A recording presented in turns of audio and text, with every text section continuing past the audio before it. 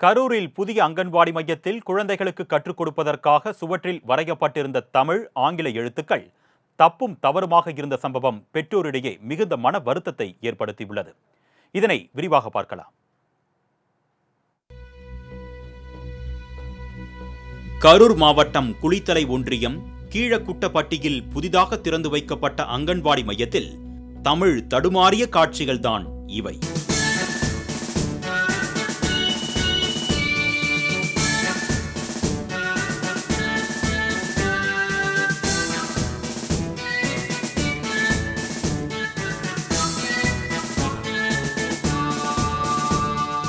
₹11 லட்சம் மதிப்பீட்டில் கட்டப்பட்ட இந்த அங்கன்வாடி மையத்தை எம்எல்ஏ மாணிக்கம் திறந்து வைத்தார்.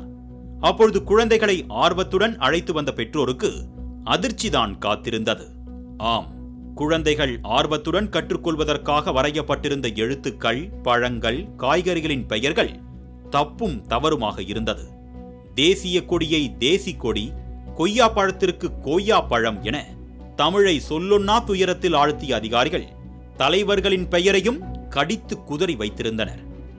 தமிழ் சொற்களே இப்படி என்றால் ஆங்கிலத்தை பற்றி கேட்கவா வேண்டும் என்பது போல் ஜனவரி தொடங்கி டிசம்பர் வரை ஆங்கில மாதங்களை அம்மிக்கல்லால் நசுக்கி வைத்திருந்தனர் என்றே கூற வேண்டும்.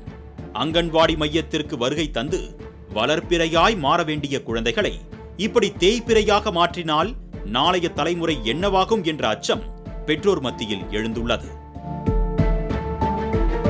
இது யாருடைய அலட்சியமாக இருந்தாலும் கடும் நடவடிக்கை எடுக்க வேண்டும் என்றும் கோரிக்கை எழுந்துள்ளது.